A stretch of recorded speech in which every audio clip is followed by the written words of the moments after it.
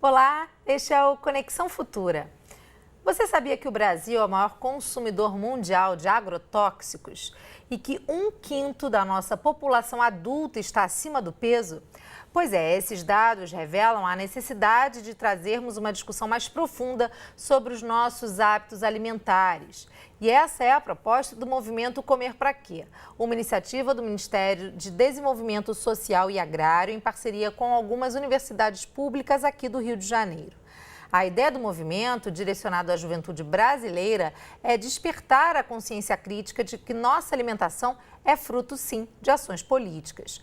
Outra discussão importante sobre esse assunto está relacionada aos altos custos de alimentos orgânicos, impedindo que boa parte da população tenha acesso a gêneros mais saudáveis.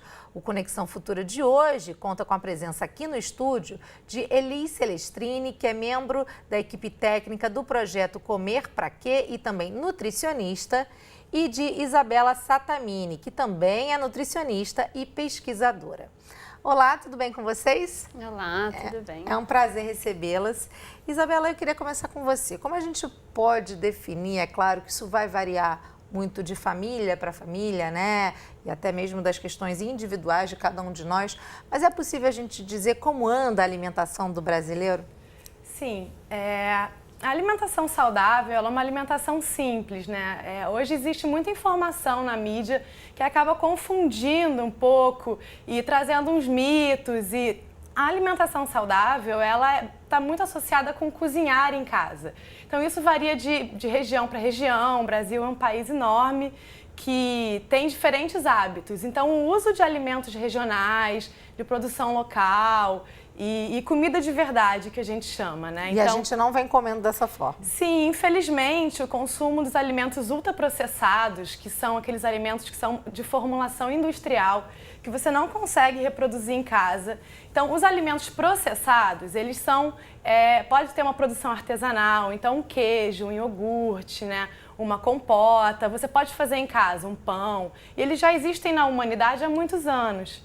Já os ultraprocessados, eles são novos e eles são só da indústria, você não consegue fazer um refrigerante em casa. E eles são desbalanceados nutricionalmente e o consumo deles vem crescendo muito. E eles estão associados com o ganho de peso, que por sua vez, né, leva à obesidade e a uma série de doenças crônicas. Elis, a gente citou na abertura do programa o projeto Comer Pra Quê, que você representa aqui, e traz muito esse aspecto que a Isabela colocou, né, de trazer à tona, então, a discussão sobre a alimentação no Brasil. Como funciona o movimento? O movimento, ele surge a partir de uma preocupação também de como a juventude, os jovens se alimentam e vêm se alimentando, né?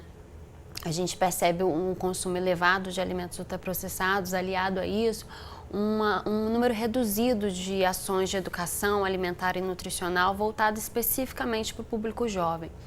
Então, assim, com base no marco de referência de educação alimentar e nutricional, essa iniciativa, ela busca, então, como você situou, né, desenvolver essas estratégias. O movimento, ele busca trazer a perspectiva da alimentação para além da alimentação saudável. Enfoca também os aspectos socioeconômicos, culturais, ligados à alimentação, para cativar esse público jovem, a discutirem e pensarem sobre alimentação. Quer dizer, comer também seria uma ação política? Seria uma ação política. Deve ser alvo também de políticas públicas. Certamente. E né? O próprio Guia Alimentar, como a gente vem conversando, é um exemplo disso. Mas quando a gente fala de comer como ato político, a gente está falando da maneira como nós podemos nos posicionar de uma forma mais contestadora diante daquilo que a gente escolhe comer, comprar e consumir. E o movimento Comer Pra Quê, ele busca trazer essa perspectiva, essa reflexão crítica para os jovens brasileiros, que é uma perspectiva que a gente pôde observar durante a nossa etapa de pesquisa e de estudo, que nós circulamos por diversas capitais brasileiras, que é uma perspectiva que interessa, sim, a juventude, diferente do que a gente ouve, né, circular, de que o jovem não se interessa por por alimentação. E não, ele se interessa, se preocupa sim e tem as suas inquietações em relação a isso. Muito bom. Eu vou aproveitar então que a Elis já falou do Guia Alimentar para a população brasileira para mostrar aí para você que está em casa. Esse guia é uma iniciativa do Ministério da Saúde com a Organização Mundial da Saúde, tem parceria também da USP. Isabela, conta um pouquinho o que o brasileiro vai encontrar aqui nesse guia, de que forma ele também pode acessar o conteúdo. Sim, esse guia ele está disponível na internet em PDF, ele é para uso, para manuseio de toda a população. Então a gente recomenda muito que se você é professor, educador, né, agente comunitário, profissional de saúde, que você acesse o guia, que você traga esse guia para a discussão na sua comunidade, na sua família também, porque ele reúne as evidências científicas mais atuais, baseadas num banco de dados de representatividade nacional. Então, o que ele traz é essa classificação dos alimentos por meio pelo grau de processamento. Então, ele recusa um pouco essa ideia de que alimentos são os nutrientes. Então, a alimentação está para além dos nutrientes. E o grau de processamento é que é mais relevante. Então, nesse contexto, os ultraprocessados é que são um problema, né, e devem ser evitados, e traz a necessidade de um resgate da culinária e também muito do aspecto cultural e social da alimentação. Você citou na fala anterior, Isabela, os refrigerantes. Que outros exemplos você pode dar de alimentos ultraprocessados que infelizmente estão muito presentes aí na mesa do brasileiro? Seriam os salgadinhos de pacote, né? Vários carnes ultraprocessadas, então aqueles hambúrgueres prontos, salsicha, quibe, tudo isso muitas vezes vem congelado e são alimentos prontos para o consumo. Eles dispensam qualquer preparação culinária, você frequentemente vai comer isso sozinho, você não divide, né? Ele dispensa o uso de garfo e faca. Eles estão prontos para o consumo ou prontos para aquecer. E aí, por isso, eles rompem, né, com a cultura alimentar. Né? Cada país, cada região do país tem a sua cultura alimentar que vem ao longo de anos de evolução, de cultura. E esses ultraprocessados, eles rompem com isso, né? Eles rompem com a convivialidade então eles... O social, né? Acaba Sim. que é uma coisa muito bacana quando, né, se a gente voltar lá. Na minha família tinha muito isso, né? Família mineira adora sentar à mesa e conversar, né? Senta à mesa e fica, né? E isso é um aspecto muito legal da alimentação também. A gente pode dizer que isso vem se perdendo um pouco? Vem se perdendo e é interessante, por exemplo, no movimento, né, durante a etapa de pesquisa que nós desenvolvemos nas cidades, foi uma coisa muito referida pelos jovens. Eles trazem esse relato, é muito comum durante a refeição cada um comer em um lugar da casa, justamente porque são esses alimentos embalados, prontos, que não precisam desse momento de você pôr à mesa, de você conversar, de você trocar, cozinhar junto, né? Isso foi uma coisa que nos surpreendeu, né? Escutar os jovens sentindo falta desse aspecto da convivialidade.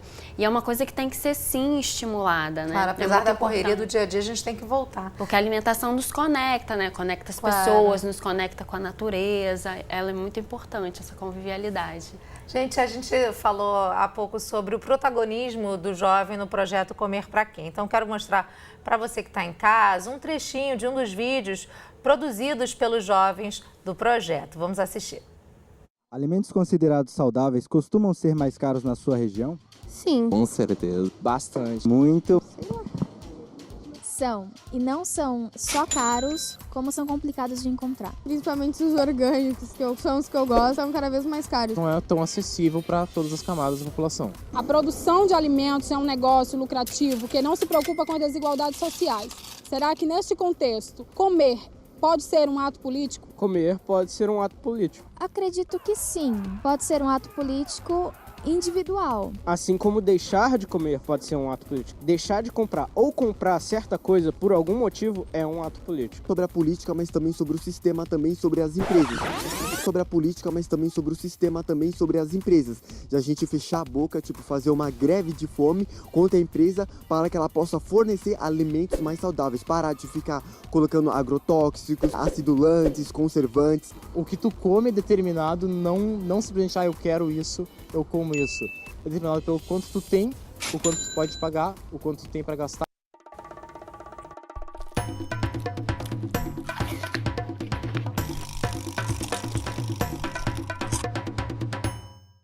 Muito legal, né? Eu vou aproveitar para chamar então para o nosso bate-papo a Mariana Garcia, que também é nutricionista e trabalha como pesquisadora do Instituto de Defesa do Consumidor. Tudo bom, Mariana?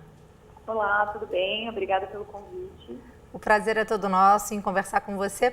Mariana, foi feita uma pesquisa online sobre a utilização do termo integral no rótulo dos alimentos. E para 85% dos entrevistados, apenas alimentos com no mínimo metade da composição contendo cereais integrais efetivamente deveriam receber essa classificação. Como anda essa discussão, Mariana? O que as empresas realmente podem dizer sobre integral? Será que elas estão oferecendo informações falsas? Bom, essa pesquisa, né, que foi realizada pelo IDEC no final do ano passado, foi uma pesquisa de opinião, né? Então a gente buscou tentar compreender o que o consumidor definiria como um alimento integral, justamente porque atualmente a gente não tem essa legislação, né? Quando se trata de alimentos ultraprocessados, é importante a gente reforçar a importância do rótulo desse alimento, né? Que é onde o consumidor vai conseguir ter a maior parte das informações sobre esse alimento. Como a Isabela já colocou, né, a questão do guia alimentar e o que a gente entende hoje por alimentação saudável, hoje a gente sabe que num rótulo de um alimento ultraprocessado, o mais importante é a leitura da lista de ingredientes, que é onde a gente vai conseguir entender o que contém aquele alimento. Poucas pessoas sabem, na verdade, que essa lista ela tem uma ordem, né? Então, o primeiro alimento da lista, ele é o que está em maior quantidade, e o segundo em menor e assim por diante, né? Então, a gente perguntou a esses consumidores, né, esses indivíduos, o que um produto precisa conter para ser chamado de integral. Atualmente a gente não tem legislação sobre isso, né? Então as indústrias elas utilizam o termo integral como elas quiserem, né? Não há uma legislação.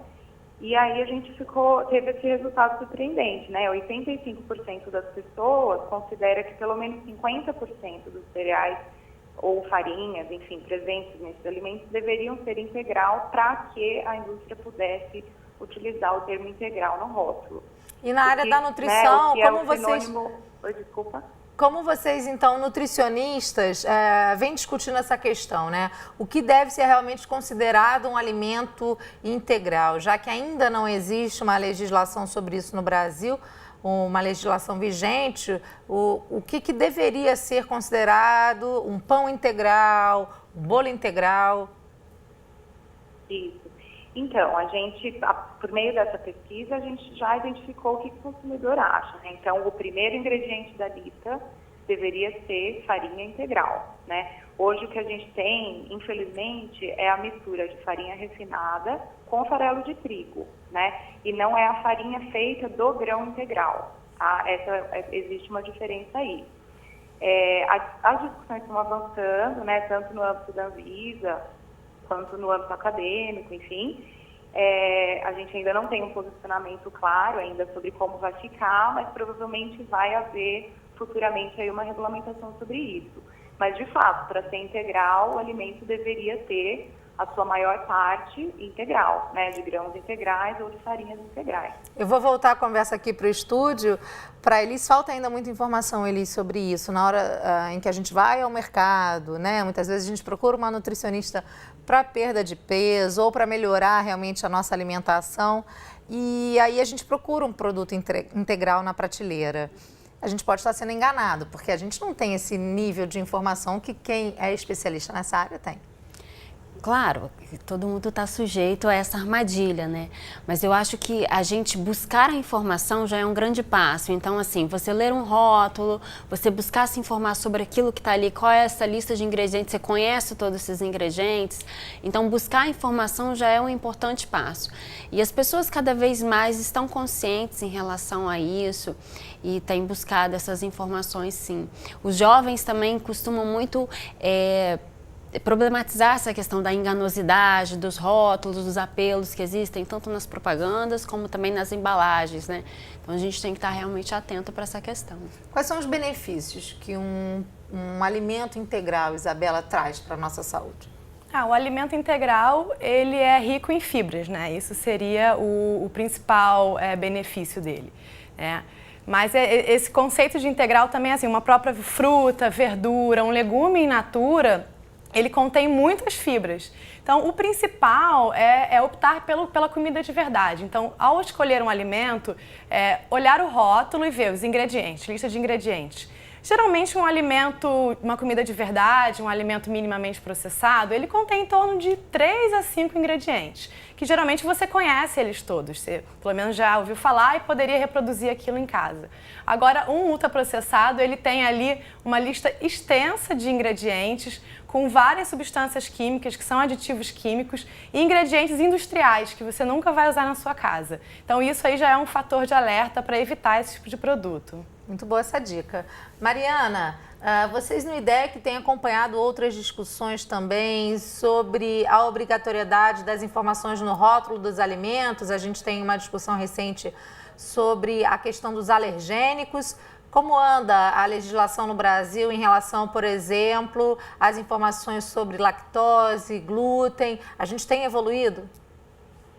Sim, a gente tem evoluído, né? Hoje no Brasil já é obrigatório, né, ter a informação sobre o glúten, sobre outros alimentos e ingredientes que possam causar alergias, né? A gente vem avançando sim nesse sentido.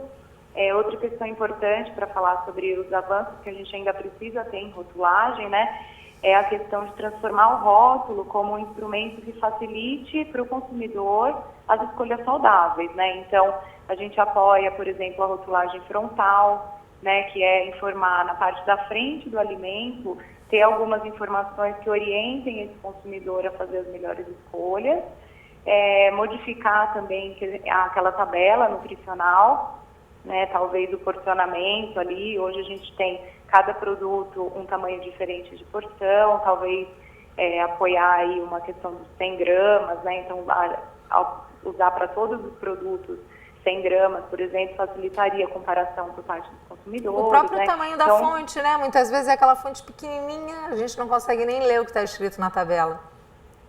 Tem a questão do tamanho da letra, tem a questão da quantidade de informação e tem a questão que também é muito importante no caso de ultraprocessados, que são as alegações, né? Que é quando o produto ele alega ser determinada coisa, né? Que também não existe muita legislação sobre isso ainda, mas tentar regular isso de alguma forma, né? Principalmente dos ultraprocessados que se dizem saudáveis, né? Hoje a gente tem muitas alegações nesse sentido e falta de regulamentação. Mariana, eu queria agradecer a sua participação no programa de hoje. Muito obrigada. Ok, obrigada eu. Até uma próxima. Bom, a gente começou o programa falando que o Brasil é o maior consumidor de agrotóxicos no mundo. Segundo o dossiê da Associação Brasileira de Saúde Coletiva, a Abrasco, 70% dos alimentos in natura consumidos no país estão contaminados por fertilizantes, inseticidas e outros produtos químicos. Mas já existem iniciativas, como a que a gente vai ver agora, que mesmo numa grande cidade como São Paulo, conseguem sim produzir e levar aos consumidores produtos orgânicos. Vamos lá. Comecei a vir para essa coisa de plantar orgânicos porque eu estava sem trabalhar e já tinha esse sítio da família. Fui meio que na brincadeira, vendendo para um, para outro e aí ficou sério, né? E aí realmente eu comecei a me empenhar para fazer isso e transformar numa venda maior de orgânicos. E através da Cooperapas, os produtores da região de Parelheiros, bairro rural da capital paulista, encontraram na agricultura orgânica uma fonte sustentável de renda. Nós temos uma banca da Cooperapas dentro da feira do Ibirapuera. Também temos um projeto de estar fornecendo produto orgânico para merenda escolar, que tem agora uma lei de que 30% do alimento fornecido nas escolas municipais tem que vir da agricultura familiar e da agricultura orgânica. A nossa cooperativa tem tudo para crescer, para agregar mais agricultores e poder estar dando uma condição mais justa, mantendo o agricultor na terra, podendo fazer com que ele seja valorizado. Essa rede, que vai sendo construída em torno da busca por alimentação saudável, acaba motivando as pessoas ao redor a se preocuparem mais com a procedência dos alimentos. Eu não tinha noção, né, de que não é porque você está comendo salada e verduras e legumes que necessariamente você está comendo saudável. Porque a forma que as pessoas produzem isso, com um monte de outros componentes químicos, faz com que ele não seja tão saudável assim. Elis, essa discussão sobre os agrotóxicos apareceu também nos jovens do vídeo que a gente exibiu do projeto Comer Pra Quê? E uma questão que ainda remete muito aos alimentos orgânicos e que os jovens trouxeram foi a questão do custo desse alimento, né? Como é que a gente pode reverter isso? Por que os alimentos orgânicos ainda são tão caros no Brasil? É uma questão de facilidades e de acesso também, né? Mas se você busca, pesquisa, se informa um pouco mais, você consegue descobrir, mapear iniciativas que acontecem no seu arredor, na sua cidade, em regiões periurbanas. Então, assim, existem iniciativas de jovens agricultores urbanos, ou então agricultores periurbanos que fazem feiras de produtos agroecológicos, que produzem esses alimentos livres, né, de aditivos. É uma questão assim de buscar se informar e descobrir esses circuitos menores, né? Sempre um circuito que você tenha a menor distância entre quem está produzindo e quem está comprando. A informação ajuda muito nesse sentido. Isabela, por favor. Eu queria ressaltar uma coisa importante também, que a gente associa muitos agrotóxicos às frutas, legumes e verduras. Mas a gente tem que lembrar que não se deve, mesmo que você não consiga consumir o orgânico por conta de dificuldade de acesso, do preço, as frutas, legumes e verduras continuam sendo super importantes, mesmo não orgânicas, porque todos esses ultraprocessados, eles também contêm agrotóxicos. A carne também contém agrotóxico, né? Hoje em dia a água está contaminada com agrotóxico por conta do sistema produtivo de alimentos. Então, a soja, o trigo e o milho, que são a base desses alimentos ultraprocessados, eles também contêm agrotóxicos. Então, não é para também ficar com medo das frutas, legumes e verduras se você não puder consumir o orgânico. Quer dizer, e ainda a gente tem esse estigma, como a gente viu na matéria que a gente exibiu, que você está comendo salada, você está comendo de forma saudável. Também tem que ver a procedência disso, né? A gente vem, recentemente as redes sociais foram um palco aí de uma discussão sobre alimentação saudável, envolvendo até a apresentadora Rita Lobo, né, com alguns internautas no Twitter, e ela trouxe alguns aspectos importantes, né? A gente vem aí de um momento em que muitos jovens seguiam pelas plataformas digitais, seguem dietas que os youtubers e pessoas no Instagram que têm aí o objetivo de emagrecer, ter um corpo mais malhado e seguem aquela rotina alimentar abrindo mão de componentes essenciais. Isso não necessariamente é ser saudável. Essa é uma questão também que vocês trazem na discussão do Comer Pra Quê? O que é realmente uma alimentação saudável? Não é abrir mão de tudo. Claro, a gente busca trazer a reflexão crítica mesmo sobre a alimentação, né? Tratar da alimentação como algo adequado e sustentável, sem dar uma ênfase excessiva para o aspecto apenas da saúde, porque a alimentação não é só ingerir nutrientes, não é só você criar atributos daquilo que faz bem ou faz mal para você. A alimentação envolve outros aspectos, né?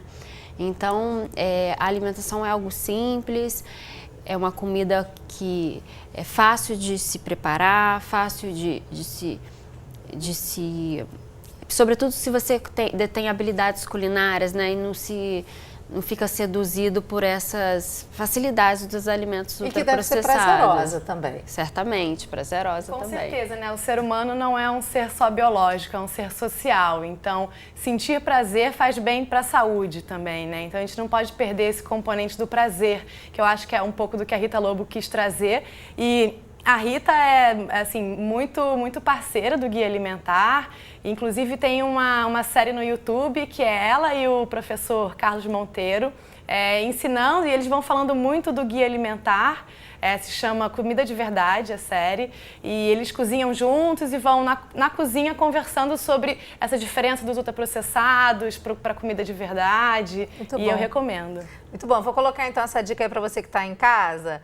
O canal do YouTube, o Panelinha, da Rita Lobo, e aí aqui você encontra o curso citado pela Isabela, Comida de Verdade, apresentado então pela Rita Lobo e pelo professor Carlos Monteiro, que é um dos coordenadores do Guia Alimentar para a população brasileira. Vou aproveitar então que a gente está na internet e mostrar o guia em PDF para você que provavelmente não terá acesso ao guia na sua forma física, em forma de livro, mas aí está então o PDF para você baixar no site do Ministério da Saúde, portalsaude.saude.gov.br.